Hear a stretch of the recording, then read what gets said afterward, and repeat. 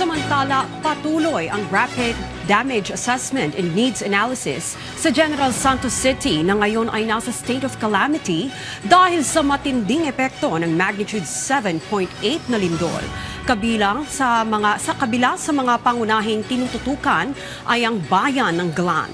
Si Harlem Ferolino ng PIA Sorsogen sa sentro ng balita. Nananatiling naka-red alert ang Regional Disaster Risk Reduction and Management Council o RDRRMC ng Sorsogen habang nagpapatuloy ang pagtugon sa epekto ng malakas na magnitude 7.8 na lindol na sinundan ng higit 500 aftershocks. Sa isinagawang aerial inspection ng mga opisyal ng Office of Civil Defense at Department of National Defense, nakita ang mga pagguho ng lupa o landslide na dulot ng soil erosion, mga kalsada na may mga debris at ilang tulay na bahagya lamang na daraanan sa mga apektadong lugar sa rehiyon. Ayon sa OCD, ang General Santos City pinakamalubhang naapektuhan ng pagyanig.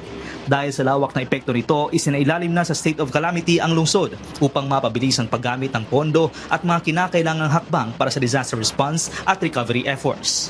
We could say na hindi ganong kagrabe ang mga damages at ang hardest hit natin ay dito sa Jensan, and then may mga reports din tayo sa Glan, Sarangani. Kasabay nito, nagpapatuloy ang rapid damage assessment and needs analysis upang matukoy ang lawak ng pinsala sa infrastruktura at iba pang pasilidad, pati ang kakulangan sa maiinom na tubig, lalo na sa bayan ng Glan. Patuloy namang biniberipika ng mga otoridad ang mga pinsala sa mga pampubliko at pribadong pasilidad sa lungsod. Karon ang ato ang gobyerno na kanunay, no, nag-ready na.